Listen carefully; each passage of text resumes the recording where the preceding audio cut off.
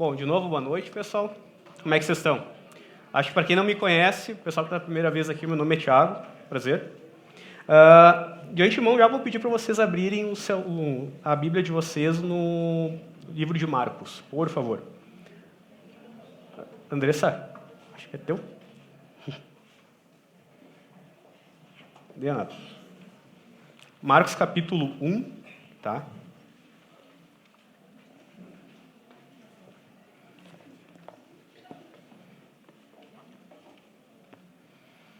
Muito bem, muito bem. Eu não sei se vocês lembram, algumas semanas atrás o Márcios acabou dando um estudo onde ele falou que a gente deu início a uma série de estudo baseada neste livro aqui. A Cruz do Rei, tá? É um livro do Timothy Keller, é um grande pregador da nossa era, aí, faleceu há poucos anos. E a gente vai dar sequência nessa série de estudo hoje sendo o segundo estudo, ainda no capítulo 1. Tá? É legal a gente lembrar um pouquinho do que foi falado. Já chegou alguns livros aí na biblioteca. Certo, Diogo. Perdão, o Diogo está comentando aí que tem alguns livros, inclusive deste próprio autor aqui, tá? Na biblioteca, estão disponíveis. Esse aqui especificamente, tá? Eu recomendo fortemente, pessoal, porque esse aqui é um livro que ele tem uma leitura super leve. Ele é um livro que o Evangelho de Marcos ele dá um panorama inteiro sobre o ministério de Jesus. Então ele consegue fazer isso de uma maneira muito leve, ao mesmo tempo muito poética, o que ajuda a gente a ter dimensão do que foi realmente, ter uma pequena dimensão, uma pequena noção do quão deve ter sido algo extraordinário conviver com Jesus. Então, quem tiver a oportunidade, é realmente uma leitura que vale muito a pena mesmo, tá? Então, seguindo. Quem que foi Marcos? Só recapitulando um pouquinho do que a gente foi falado. Marcos ele atuou basicamente como um secretário, um tradutor de Pedro, perdão. Pedro foi um dos apóstolos de Jesus, ou seja, Pedro ele conviveu diretamente com Jesus durante seu ministério.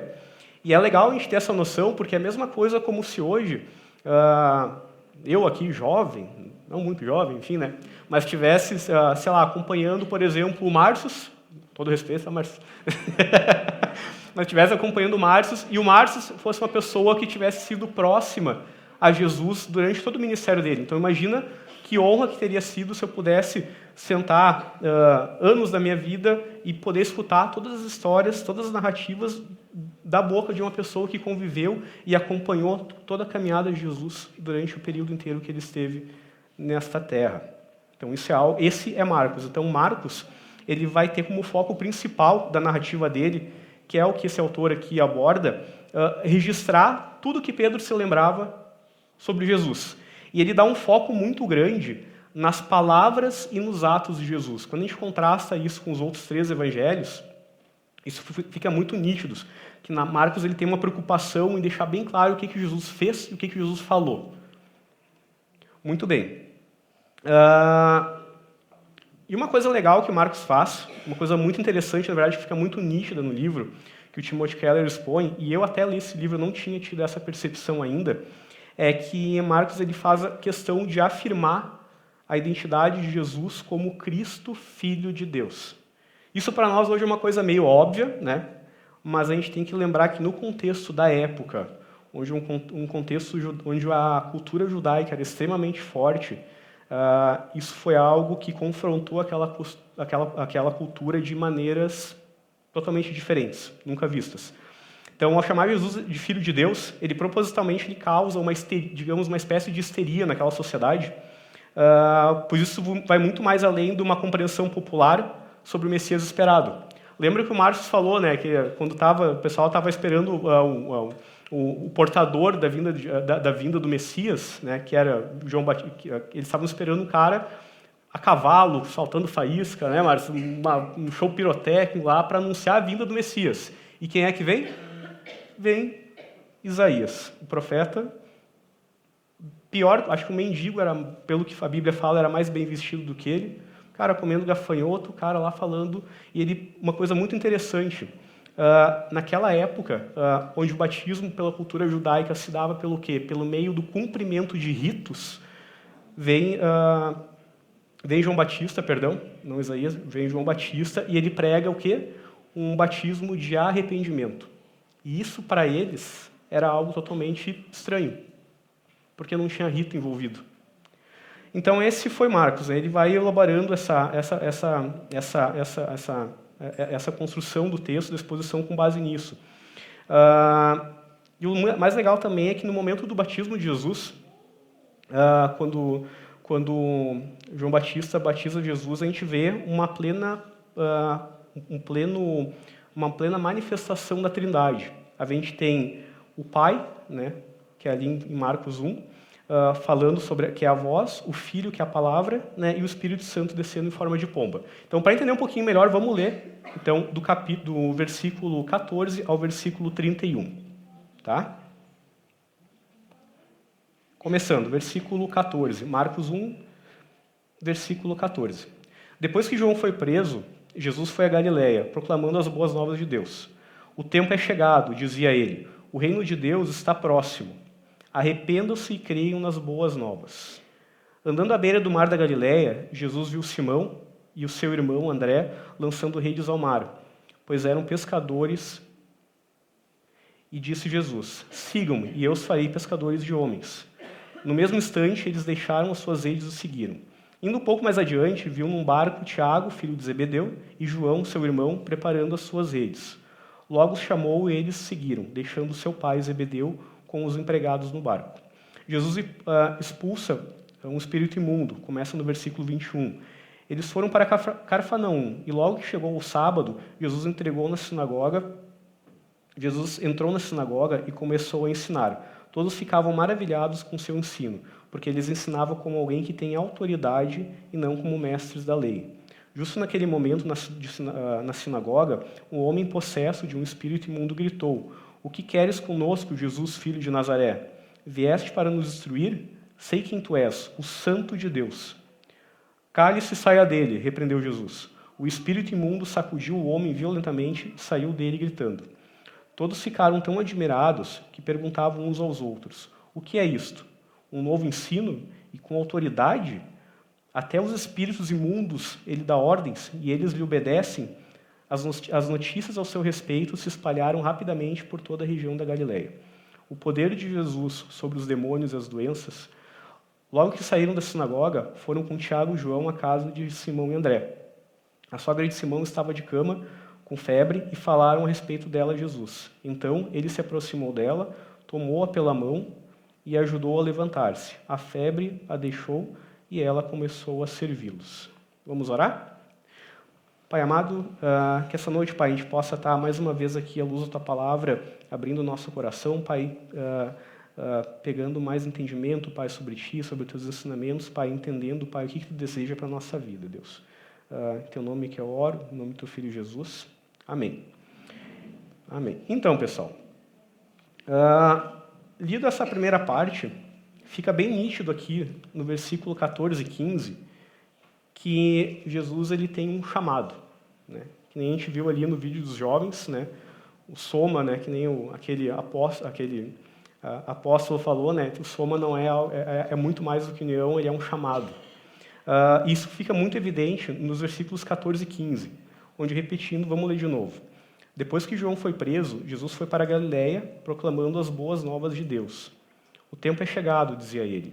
O reino de Deus está próximo. Arrependam-se e creiam nas boas novas. Primeira coisa que a gente tem que entender aqui quando a gente fala em boas novas. O que são boas novas? Algumas traduções da Bíblia, conforme a que vocês lerem, vai falar também creiam no Evangelho. Tá?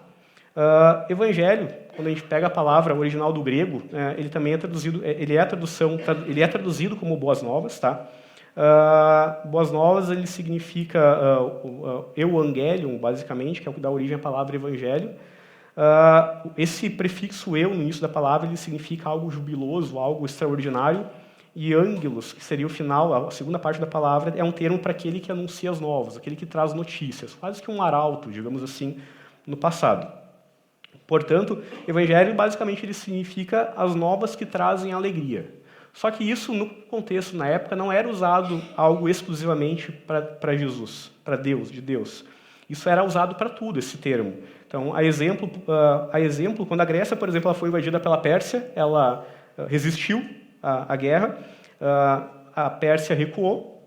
O que aconteceu? Eles enviaram arautos em outras palavras, evangelistas, né, para anunciar as boas novas. As boas novas. Nós lutamos por vocês, não há risco de vida e muito menos de escravidão. Então, isso era uma boa nova, era uma notícia extraordinária. Tá? E esse termo ele significa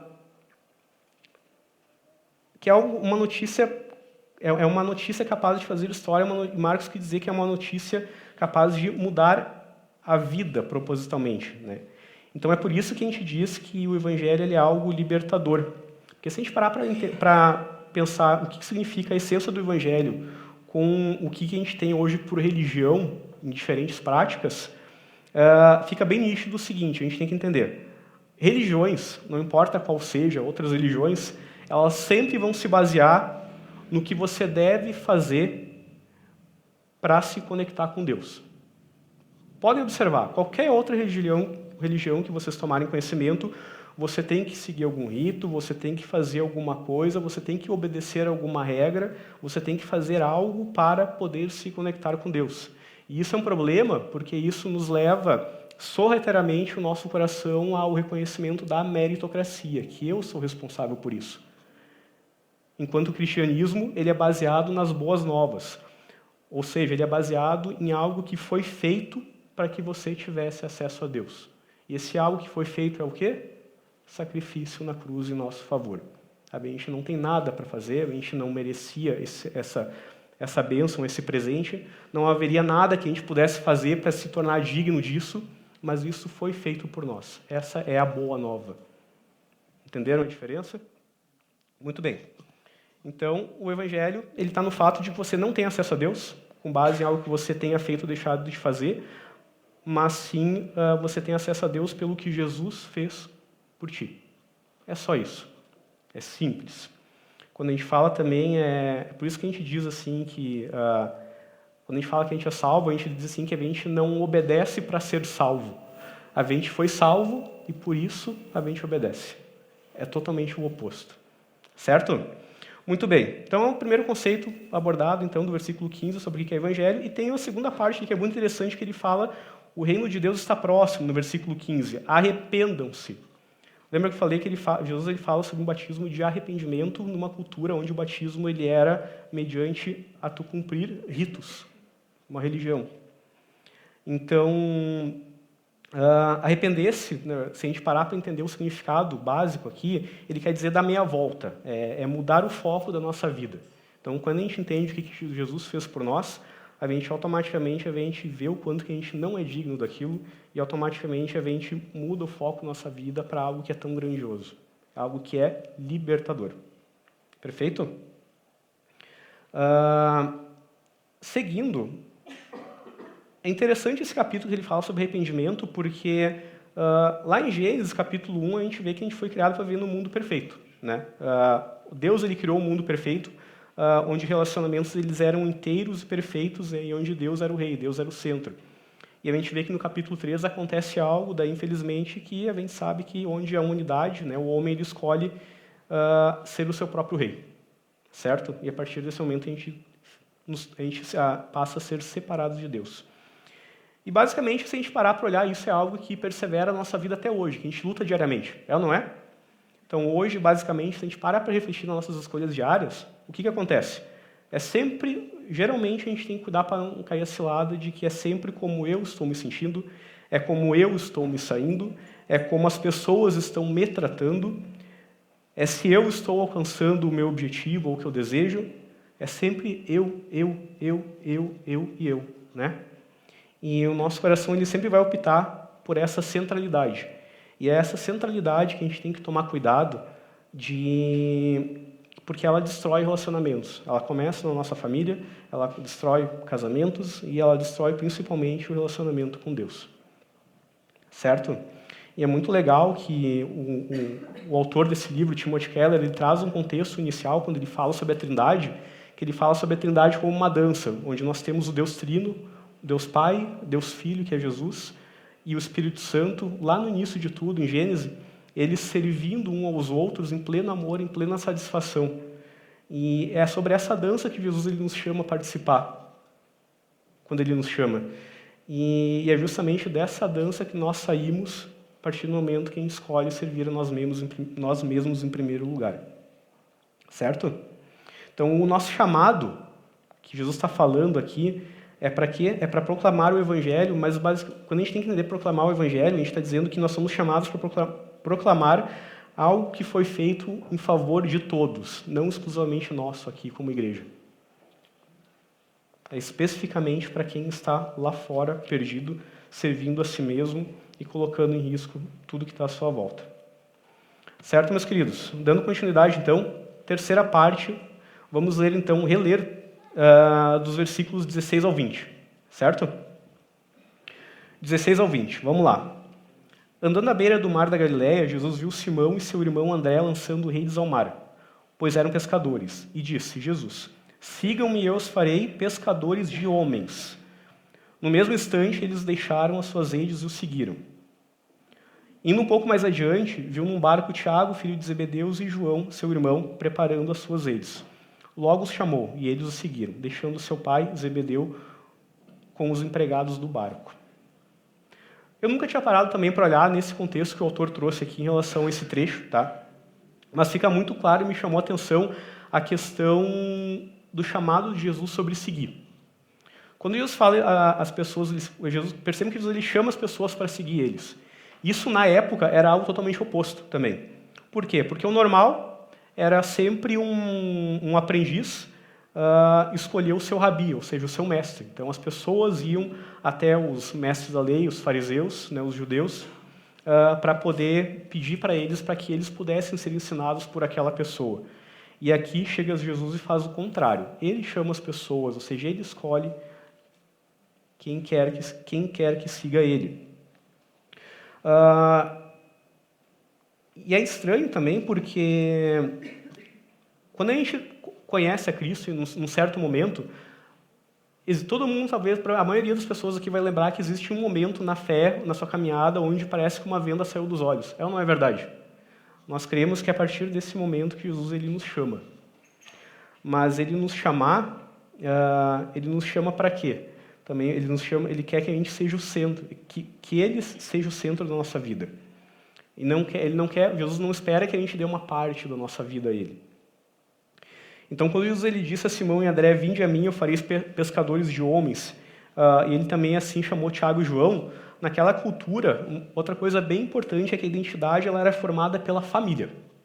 A identidade era formada pela família. Então, o fato lá de Tiago e João terem deixado o pai deles, Zebedeu, no barco, com os empregados para seguirem a Jesus, isso era algo drástico, isso era algo vergonhoso, quase beirando a vergonha perante a sociedade da época. Porque naquela época ali, as famílias dependiam dos filhos para sobreviver na velhice. Então a gente está falando assim, quem morava mais afastado tinham muitos filhos, por quê? Porque era uma questão de segurança. Ter os filhos, digamos, já criados, principalmente homens, era um sinônimo de segurança em relação a evitar saques e roubos de outros viajantes e caminhantes e ladrões.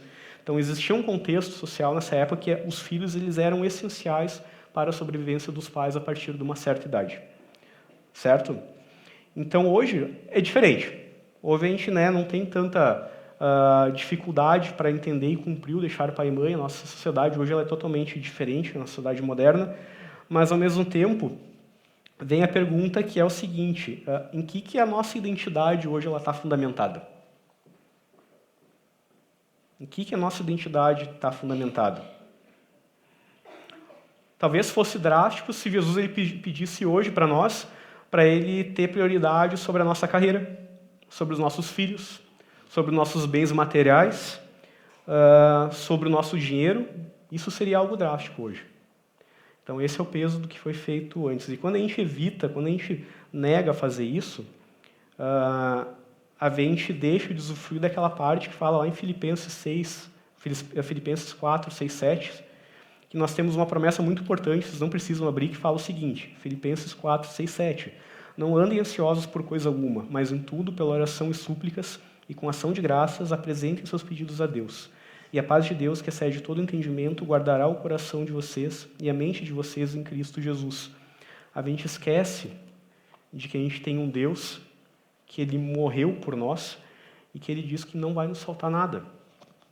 Deus não está pedindo para a gente virar João Batista e sair vestido com um saco de batata na rua comendo gafanhoto. Não é isso, tá? Mas Ele pede, sim, para ser o centro da nossa vida. E a questão que eu queria trazer também, uma segunda reflexão para hoje é: este favor, ele tem sido bastante na vida de cada um de nós? Sinceramente, olhe para o seu coração e pense: este favor, ele tem sido o suficiente para mim? Não há... Deus, ele tem sido o centro das nossas decisões? Ele tem sido o centro da decisão da sua vida?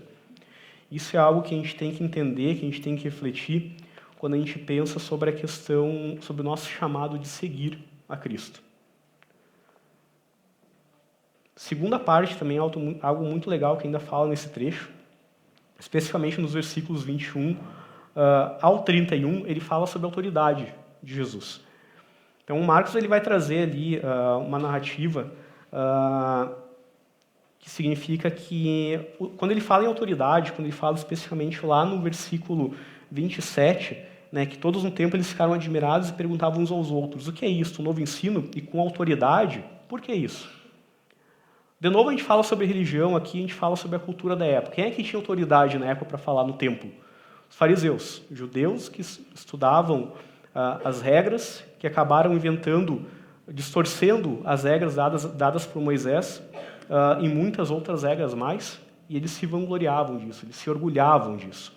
E aí chega Jesus, uma pessoa que não seguia as regras da cultura judaica, mas ao mesmo tempo ele falava parecendo ser o próprio autor do que ele estava falando, de tudo que tinha sido falado, que Moisés tinha passado lá nos primórdios. Isso foi algo estranho para eles. E eles não conseguiam contestar o que Jesus falava. Então, Marcos ele eleva, depois do versículo 29 até o 31, ele eleva essa questão da autoridade de Deus, de Jesus, falando o seguinte, vamos reler de novo ali rapidinho do 29 ao 31. Logo que saíram da sinagoga, foram com Tiago e João à casa de Simão e André.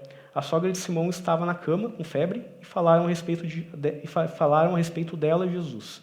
Então ele se aproximou dela, tomou-a pela mão e ajudou a levantar-se. A febre baixou e ela começou a servi-los. Mais um milagre que Jesus fez. Até aqui tudo normal, entre aspas, certo? A questão é o seguinte, quando Marcos ele descreve, esse aqui é o primeiro... fora o endemoniado, essa é a primeira cura que Marcos escreve, e depois ele vai escrever os próximos três versículos registrando Jesus curando uma multidão de enfermos. Ele vai seguir depois ali escrevendo e narrando que Jesus curou leprosos, e depois nos 4 evangelhos vão ser um total de 30 curas registradas. Aí a questão é, por que o autor ele focou tão grande no enfoque da cura física? Porque ele queria deixar bem claro que Jesus ele reinava não apenas sobre o mundo espiritual, que é o que já tinha acontecido antes na expulsão dos demônios daquele endemoniado, mas que Jesus ele também reinava sobre o mundo físico, sobre esse nosso mundo aqui. Muito cuidado, que hoje não quer dizer que a gente vai, diante de uma necessidade de saúde, a gente vai estar orando e pedindo a Deus: eu estou com, sei lá, com câncer, eu vou orar, eu não vou procurar o médico, eu vou orar para Deus, e eu tenho fé em Jesus que Ele vai me curar. É importante a gente ter fé, mas a questão aqui é que a gente tem que usar da sabedoria, né? Então, Jesus, quando Ele fez tudo isso aqui, Ele estava fazendo isso para quê? Para afirmar a autoridade dEle como Filho de Deus. Então, isso fica muito evidente, né? O quanto que Marcos ele procura deixar claro isso e trazer como fato isso que aconteceu. Então, ele vai construindo sobre camada a evidência dessas curas. E assim a gente entende que a autoridade de Jesus ela se estende por todos os domínios da nossa vida. Não importa se é espiritual ou se é material. Certo? Então, tudo bem. A gente falou aqui sobre chamado. A gente falou aqui sobre que Jesus nos chama para segui-lo. Só que a gente sabe que nem tudo são rosas, certo? A gente sabe que os discípulos, o que eles passaram nos capítulos anteriores, não foi fácil. E até para eles foi novidade, porque eles demoraram para entender que aquele Messias que estava ali, aquele Jesus que estava ali, não era o Messias, aquele rei político glorioso que eles esperavam. Eles esperavam alguém, um líder político, um general, que ia liderar o povo de Israel ia libertar eles do domínio da Grécia, que já estava instaurado em Israel na época, ia proteger eles contra os persas e contra todas as outras guerras que viriam. E que iria fazer Israel reinar sobre os outros povos. É isso que eles esperavam. E o que veio foi o quê? Foi Jesus falando sobre arrependimento e sobre um reino que estava próximo, que não tinha nada a ver com o reino material e político. E eu vou contar uma história bem legal também que esse livro lhe traz, que é uma história que ela faz a conexão disso tudo. Tá? O autor aqui, o Timothy Keller, ele traz uma história, ele fala sobre uma menininha que ela, numa história fantasiosa, onde ela tinha uma fada madrinha, tá? E essa fada madrinha que apareceu para ela disse que ela sempre estaria com ela, cuidando dela, não importa onde que ela estivesse ou o que estivesse acontecendo, que era para ela confiar nessa fada madrinha. E o que essa fada madrinha ela faz? Ela entrega para essa menininha um anelzinho mágico, para ela deixar embaixo do travesseiro, e num momento de necessidade era para essa menininha colocar esse anel, que ia aparecer um fio, um barbantezinho invisível, que ela só conseguiria sentir pelo toque, e quando ela precisasse era para ela botar o anel, pegar nesse barbante, nesse fiozinho, e ir seguindo esse barbante sem medo, confiando que esse barbante ia levar ela até a fada madrinha. Uma história bonitinha. O que acontece depois da história é o seguinte, ele conta que a casa da menininha, nessa fantasia, ela foi invadida por duendes, né, ou gnomos, que nem ele fala, e a menininha fica com medo, ela coloca esse anel, começa a tatear, e para surpresa dela, o fio ele vai por baixo da porta, para o corredor da casa dela, e é onde ela estava escutando o barulho dos duendes. E ela continua seguindo. Por sorte, segundo ela começa a seguir, e enquanto os gnomos estavam nos quartos ao lado, ela consegue passar bem rapidinho pelo corredor, que leva ela para a rua. E lá na rua, quando ela sai para a rua, que ela abre a porta, ela olha e o fio está levando ela para onde? Para um buraco no chão, que era justamente da onde os duendes saíram. E ela fica com muito medo. Mas ela lembra das palavras da fada madrinha. Confia no fio, segue o fio que ele vai te trazer até mim em segurança. E ela entra no buraco. Quando ela entra naquele buraco, no buraco ela vai pelo túnel, embaixo da terra, e chega uma parte que acaba o túnel e tem muitas pedras. E ela escuta um barulho atrás da pedra, ela reconhece que é a voz de um amigo dela, de um amiguinho. E ela começa a tirar aquelas pedras, ela machuca os dedinhos, começa a sangrar. E no momento que ela consegue tirar as pedras, o amiguinho dela, agradece, pergunta o que ela está fazendo ali, ela, estou seguindo o fio da minha fada madrinha. E ele, então, vamos embora, que agora tu me ajudou, a gente consegue fugir. Ela, não, o fio está mandando eu continuar lá para dentro, onde tu estava. E ela segue, e lá no fundo ela realmente chega na fada madrinha. Por que acontece essa história? E o autor ele trouxe essa história que parece tão bobinha, mas ao mesmo tempo a questão aqui é o fio. O fio, ele provou que ele é digno de confiança. E da mesma maneira, quando a gente olha para os discípulos que estavam começando a seguir Jesus, a gente vê que eles não tinham a menor ideia de onde eles estavam indo. Eles estavam esperando por seguir um líder glorioso, um Messias que ia derrotar os gregos, ia botar os gregos a correr de Israel. E, ao mesmo tempo, chega um determinado momento que o Messias fala para eles o seguinte: eu vou morrer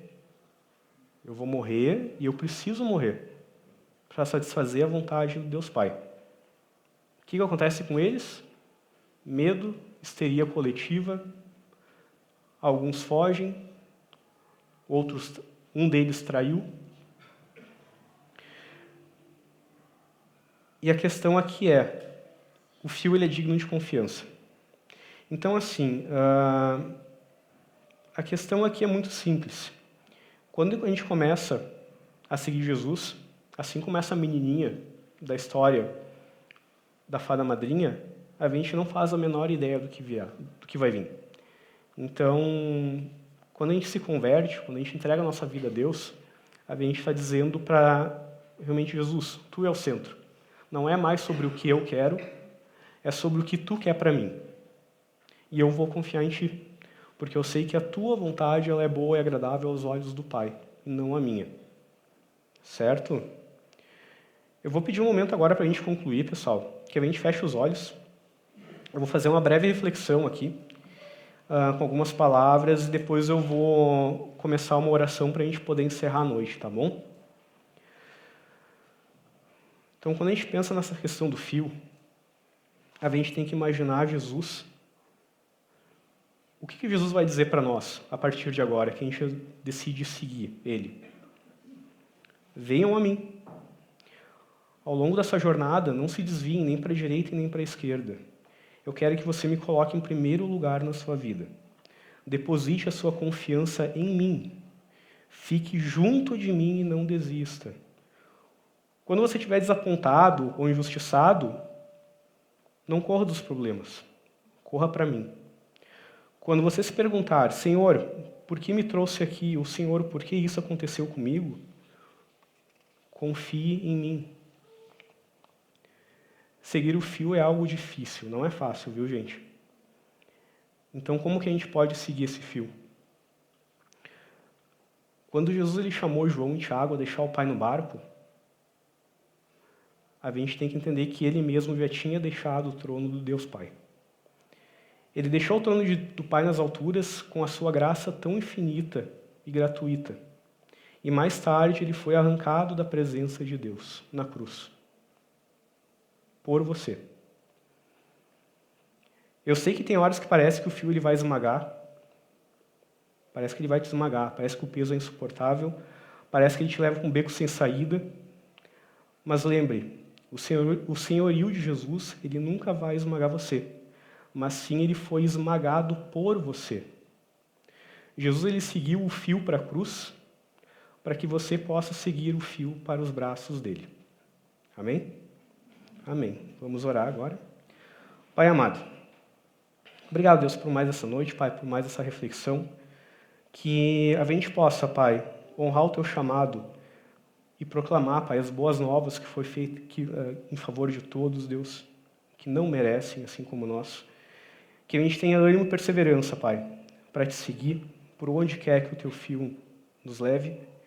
Que a gente confie, Pai, na Tua autoridade sobre tudo em nossa vida. E que a gente lembre, Pai, que Tu deixou os céus para se entregar em nosso favor. A gente Te louva, Pai, e Te agradece a isso imensamente, meu Deus. Amém.